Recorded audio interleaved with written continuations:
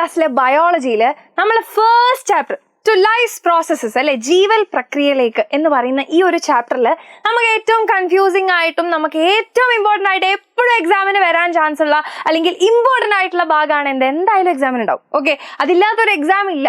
അങ്ങനെയുള്ള ഒരു പോർഷൻ ആണ് the process that facilitate transport of materials across A cell membrane. നമ്മുടെ കോശസ്തരത്തിന്റെ അപ്പുറം ഇപ്പുറം നമുക്ക് എന്ത് ചെയ്യണം? മെറ്റീരിയൽസിനെ ട്രാൻസ്പോർട്ട് ചെയ്യണം. പ്രശ്നമാണ് അല്ലെ, കുറേ കാര്യങ്ങൾ ഓർത്തിരിക്കേണ്ടതുകൊണ്ട് ബുദ്ധിമുട്ട് തോന്നില്ലേ? അപ്പൊ ഈ ഒരു വീഡിയോ എന്ത് ചെയ്യാ, ലാസ്റ്റ് വരെ കാണും. ഓക്കെ, ഇപ്പൊ തന്നെ പോസ് ചെയ്തിട്ട് മിസ്സിന് ഒരു ഹൃദയം തന്നോളൂ, അതായത് ഒരു ലൈക്ക് ബട്ടൺ അടിക്കുക. ഓക്കെ, അപ്പോൾ നമുക്ക് ഈ ഒരു പോർഷൻ നമ്മളിതാ ഫുൾ രസകരമായിട്ട് പഠിക്കാൻ വേണ്ടി പോവാണ്. ഓക്കെ, ഒന്നും കൊണ്ടും പേടിക്കേണ്ട ആവശ്യമില്ല, സെറ്റാക്കി നമ്മൾ പഠിക്കാൻ വേണ്ടി പോവാണ്. ഓക്കെ, അപ്പൊ ഫസ്റ്റത്തെ ആളെന്ന് പറയുന്ന ആരാ? നമ്മളുടെ സ്വന്തം ഓസ്മോസിസ് ആണ്. അപ്പൊ ഓസ്മോസിസ് നമുക്ക് ഓർത്ത് വെക്കാൻ ഇത്രമാത്രം മതി. നമുക്ക് എല്ലാവർക്കും വായിൽ വെള്ളം വരുന്ന നമ്മളുടെ സ്വന്തം ഉപ്പിലിട്ടത് അല്ലെ. ഉപ്പിലിട്ടത് ഇഷ്ടമല്ലാത്ത ആരും ഉണ്ടാവില്ല. പറയുമ്പോൾ മിസ്സിന് വായിൽ വെള്ളം വരുന്നുണ്ട്. ഓക്കെ, നമുക്ക് ഇറക്കിയിട്ട് സംസാരിക്കാം. ഓക്കെ, അപ്പൊ എന്തുണ്ട് ഇവിടെ മിസ് ഇങ്ങനെ പൈനാപ്പിള്, പിന്നെന്താ ഇതെന്താ പപ്പായ, വാട്ടർമെലൺ പപ്പായ എന്തോന്നാണ്, നെല്ലിക്ക ഉണ്ട്, മാങ്ങ എവിടെ, മാങ്ങ മിസ്സിങ് ആണ് അല്ലെ, മാങ്ങ ബാക്കിലുണ്ടെന്ന് തോന്നുന്നു. ഇതൊക്കെ നമുക്ക് ഇഷ്ടമുള്ള സാധനം അല്ലേ, വായിൽ വെള്ളം വരുന്നുണ്ട്. അപ്പൊ എന്തുകൊണ്ടാണ് നമ്മൾ ഈ ഉപ്പിലിട്ട് വെക്കുമ്പോൾ ഇത് കേടുകൂടാതെ ഇരിക്കുന്നതെന്നൊക്കെ നമുക്കറിയാം. കാരണം അതിനുള്ളിലുള്ള വെള്ളം അല്ലെ, നമ്മളുടെ ഈ പറയുന്ന മാങ്ങയാണെങ്കിൽ മാങ്ങ ഈ ഉപ്പിലിട്ട് ആക്കി വെക്കുന്ന സമയത്ത് മാങ്ങയുടെ ആ കോശങ്ങളിൽ അഥവാ സെൽസിലുള്ള വെള്ളം എന്ത് ചെയ്യുന്നുണ്ട്?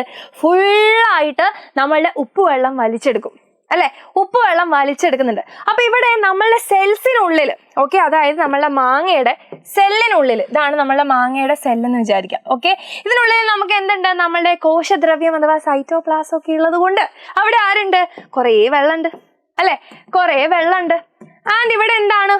നമ്മുടെ ഉപ്പിന്റെ അളവും കുറവാണ് അല്ലെ. നമുക്ക് പുറത്തെന്ന് പറയുന്നത് എന്താ? ഉപ്പുവെള്ളം, ഫുള്ള് ഉപ്പ് കൂടിയ വെള്ളം അല്ലെ. ഇവിടെ ഫുള്ള് ഉപ്പ് കൂടിയ വെള്ളമാണ്. അപ്പൊ അവിടെ എന്താണ്? വെള്ളം കുറവാണ് അല്ലെ, ജലം കുറവാണ്, വാട്ടർ കുറവല്ലേ? യെസ്. അപ്പൊ ഇവിടെ നമുക്ക് വെള്ളം കൂടുതലാണ്, പുറത്ത് വെള്ളം കുറവാണ്. ഇതിനുള്ളിൽ വെള്ളം കൂടുതലാണ്, പുറത്ത് എന്താണ്? ഇതെന്താ ആരോ വരാത്ത? കമോൺ. യെസ്, ഉള്ളിൽ കൂടുതലാണ്, പുറത്ത് എന്താണ്? കുറവാണ്. അപ്പൊ കൂടുതലുള്ള സ്ഥലത്ത് നിന്ന് വെള്ളം എന്ത് ചെയ്യും? കുറവുള്ള സ്ഥലത്തേക്ക് പോകും. അതാ വേഗം പോട്ടെ എന്ന് പറഞ്ഞിട്ട് കുറെ റൂമുള്ള സ്ഥലത്തേക്ക് ആര് പോകും? നമ്മുടെ വെള്ളം പോകും. അപ്പൊ ഇതിനുള്ളതൊക്കെ വെള്ളം ഇങ്ങനെ ചാടി ചാടി ചാടി ചാടി എല്ലാവരും എന്ത് ചെയ്യും? പുറത്തേക്കും. അപ്പൊ നമ്മുടെ സെല്ലുകൾ എന്താകും? വെള്ളമില്ലാതെ ശോഷിച്ചു പോകും അല്ലെ. അപ്പൊ അങ്ങനെ ആവുന്ന സമയത്താണ് നമുക്ക് ഈ മാങ്ങയൊക്കെ കേടുകൂടാതെ കുറെ കാലം ഇരിക്കുന്നത്. ഓക്കെ, അതുകൊണ്ടാണ് നമുക്ക്, നിങ്ങൾ നോക്കുകയാണെങ്കിൽ കാണാം, നമ്മൾ നോർമലി ഉപ്പിലിടാൻ വേണ്ടി ഇടുന്ന സമയത്ത് മാങ്ങ ഇങ്ങനെ വീർത്ത് കുട്ടപ്പനായിട്ട് ഇരിക്കുന്നുണ്ടാവും. കുറച്ച് കഴിഞ്ഞാൽ എന്ത് ചെയ്യും? നമ്മുടെ മാങ്ങ ഇങ്ങനെ ശോഷിച്ചു പോകും. കാരണം എന്താ? അതിനകത്തുള്ള വെള്ളത്തിന്റെ ജലാംശം ഒക്കെ എന്തായിട്ടുണ്ടാവും? വാട്ടർ കണ്ടന്റ് ഒക്കെ പുറത്തുള്ള നമ്മളുടെ ഉപ്പ് വെള്ളത്തിലേക്ക് പോയിട്ടുണ്ടാവും. ഓക്കെ, അപ്പൊ അങ്ങനെ നമ്മളുടെ വെള്ളം എന്ത് ചെയ്തു?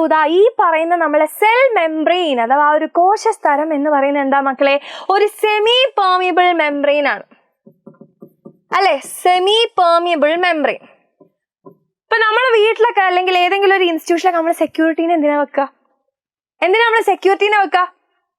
എല്ലാവരും തോന്നിയ പോലെ നമ്മളെ സ്ഥലത്തേക്ക് കയറി വരാൻ പാടില്ല. നമ്മൾ കയറ്റി വിടണം എന്ന് വിചാരിക്കുന്ന ആൾക്കാർ കയറി വരണം, നമ്മൾ ഇറക്കി വിടണം എന്ന് വിചാരിക്കുന്ന ആൾക്കാരെ നമ്മൾ ഇറക്കി വിടണം. കറക്റ്റ് അല്ലേ?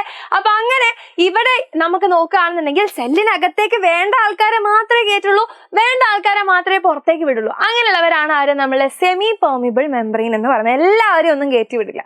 ഓക്കെ, അപ്പൊ അങ്ങനെ ഒരു സെമി പെർമിയബിൾ മെംബ്രെയിനിലൂടെ നമ്മളുടെ വാട്ടർ ഹൈ കോൺസെൻട്രേഷനിൽ നിന്ന് ലോ കോൺസെൻട്രേഷനിലേക്ക് പോകുന്നുണ്ടെങ്കിൽ അതിനെയാണ് നമ്മൾ എന്ത് വിളിക്കുക?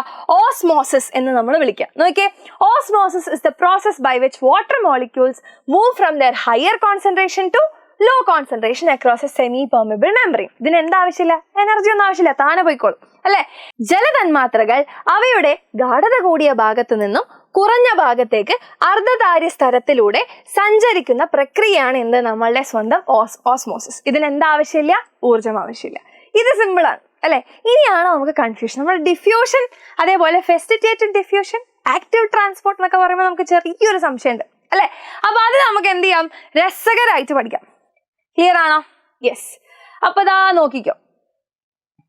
അപ്പൊ നമ്മളുടെ ഓസ്മോസിന്റെ ഒരു കുഞ്ഞു ഭാഗം കൂടി ഉണ്ട്. ഇത് കഴിഞ്ഞിട്ട് നമുക്ക് അടുത്ത് വേഗം പറയാം. അപ്പൊ ഇവിടെ ഓസ്മോസിസ് എന്ന് പറയാം, ഇപ്പൊ നമ്മൾ ഈ മാങ്ങ ഇട്ട് വെച്ചപ്പോ അതിലെന്താ സംഭവിച്ചത്?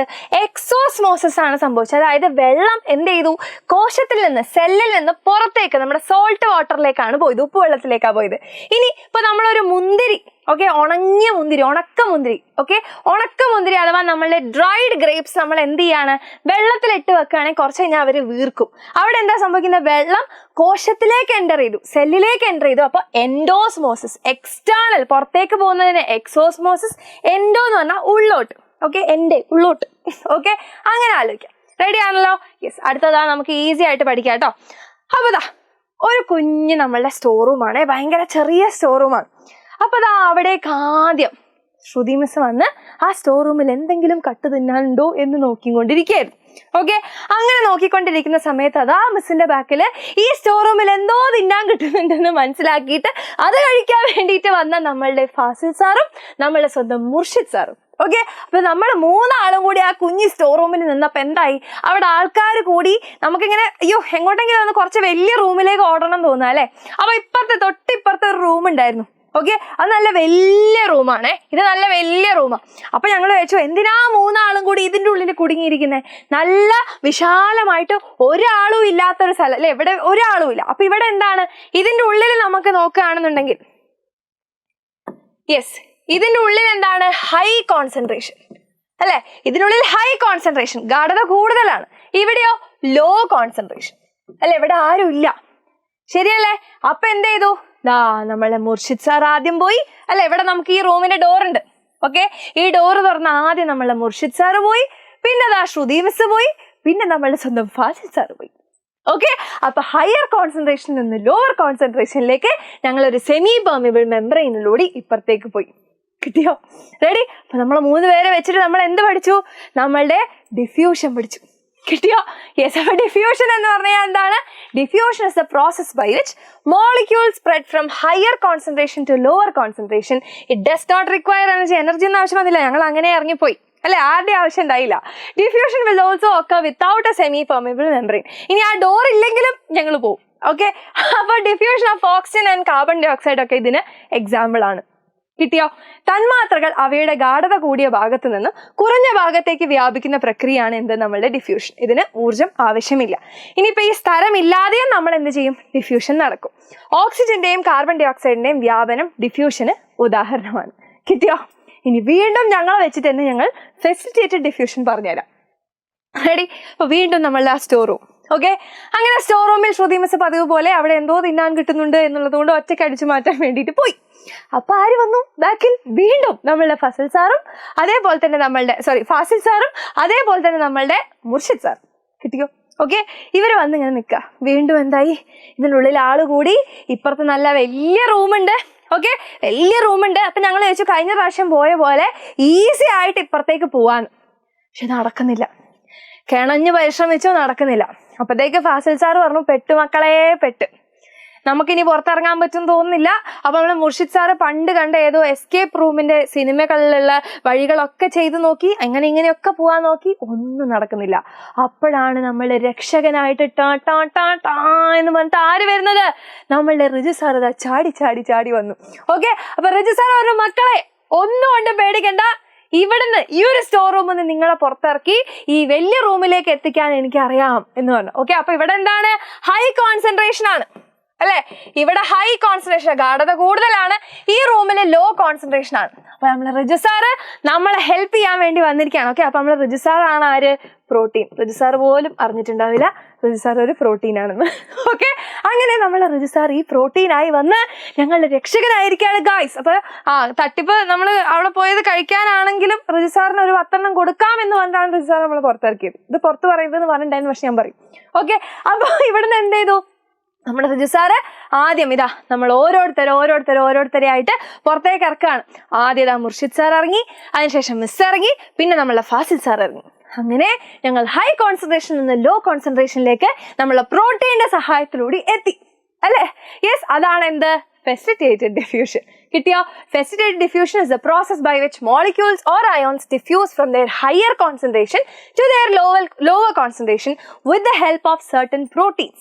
Okay, carrier proteins അല്ലെങ്കിൽ channel proteins എന്നൊക്കെ പറയും in the plasma membrane. It does not require energy. Transport of glucose ഇതിനൊരു എക്സാമ്പിൾ ആണ്. കിട്ടിയോ? ഓക്കെ, തന്മാത്രകളോ അയോണുകളോ അതേപോലെ തന്നെ നമ്മുടെ പ്ലാസ്മ സരത്തിലെ ചില പ്രോട്ടീനുകളുടെ സഹായത്തോടു കൂടി, വാഹക പ്രോട്ടീൻ, ചാനൽ പ്രോട്ടീൻ എന്നൊക്കെ നമ്മൾ പറയും, ഇതിൻ്റെയൊക്കെ സഹായത്തോടു കൂടി അവയുടെ ഗാഢത കൂടിയ ഭാഗത്ത് നിന്നും കുറഞ്ഞ ഭാഗത്തേക്ക് വ്യാപിക്കുന്ന പ്രക്രിയയാണ് എന്ത്, നമ്മളുടെ ഫെസിലിറ്റേറ്റഡ് ഡിഫ്യൂഷൻ. ഇതിന് ഊർജം ആവശ്യമില്ല. ഗ്ലൂക്കോസ് തന്മാത്രകളുടെ വ്യാപനം ഫെസിലിറ്റേറ്റഡ് ഡിഫ്യൂഷന്റെ ഉദാഹരണമാണ്. കിട്ടിയോ? ഇനി നമ്മുടെ ലാസ്റ്റത്തെ ടോപ്പിക്കാണ് എന്ത്, നമ്മളുടെ ആക്റ്റീവ് ട്രാൻസ്പോർട്ട്. ക്ലിയർ അല്ലേ? യെസ്. അപ്പോൾ ഇതാ നമ്മളെ റിസർവ് വീണ്ടും വന്നിരിക്കുകയാണ് കേട്ടോ, നമ്മളെ പ്രോട്ടീൻ വീണ്ടും വന്നിരിക്കുകയാണ്. അപ്പോൾ ഇത്തവണ എങ്ങനെയാന്ന് പറഞ്ഞാൽ ശ്രുതി മിസ് ഒരു കുഞ്ഞു റൂമിൻ്റെ ഉള്ളിൽ കുടുങ്ങിപ്പോയി. ഓക്കെ, ഇവരൊക്കെ ആ റൂമിന്റെ പുറത്താ. ഓക്കെ, അപ്പൊ ശ്രുതി മിസ് എന്താണ്, ആരും ഇല്ലാത്ത സ്ഥലത്ത് ഇരിക്കുകയാണ്. ഓക്കെ, ആരും ഇല്ല അവിടെ, വേറെ ആരും ഇല്ല, മിസ് ഒറ്റയ്ക്കാ. പക്ഷെ കുടുങ്ങിപ്പോയി, പുറത്തേക്ക് വരാൻ പറ്റുന്നില്ല. ഇവരൊക്കെ ആണെങ്കിൽ ഇങ്ങനെ പുറത്ത് സൂപ്പറായിട്ട് ചിരിച്ച് കളിച്ച് നിൽക്കുകയാണ്.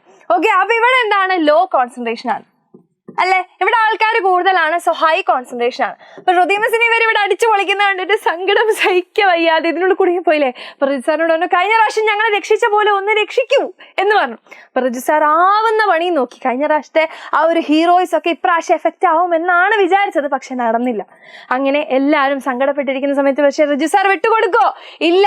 ആ ഒരു സമയത്ത് നമ്മളെ രക്ഷകനായിട്ട് വീണ്ടും നമ്മുടെ റിജു സാർ വന്നിരിക്കുകയാണ്. അത് ആ ഒരു ഹാമർ ഒക്കെ പിടിച്ചിട്ട്. ഓക്കെ, ആ ഒരു ഹാമർ പിടിച്ച് എന്താണ്, ഒരു ഒറ്റ ഇടിയാണ് ഈ ഭിത്തിക്ക്. ഓക്കെ, അപ്പൊ നമ്മൾ ആ ഇടിക്കുന്ന സമയത്ത് നമ്മളെ എനർജി അല്ലെ, നമ്മളെ റിജു സാർ ഉള്ള ഊർജ്ജം മൊത്തം ഉപയോഗിക്കുന്നുണ്ട് അല്ലെ. നമ്മളെ പ്രോട്ടീനാണ് നമ്മളെ പുറത്ത് വരുത്താൻ വേണ്ടി ഹെൽപ്പ് ചെയ്യുന്നത്, അതിന്റെ കൂടെ നമ്മളെ എനർജി കൂടി ഉപയോഗിക്കുന്നുണ്ട് അല്ലെ, ഊർജ്ജം ഉപയോഗിക്കുന്നുണ്ട്. അങ്ങനെ അതിനെ പീസ് ആക്കുന്നു നമ്മളുടെ റിജു സാർ. വീണ്ടും ഫീൽഡ് ബീജിയം. ഓക്കെ, അങ്ങനെ നമ്മുടെ റിജു സാർ ആ ഒരു ഭിത്തിനെ പീസ് കഷ്ണങ്ങളാക്കി നിലത്തിട്ടു. റെഡി?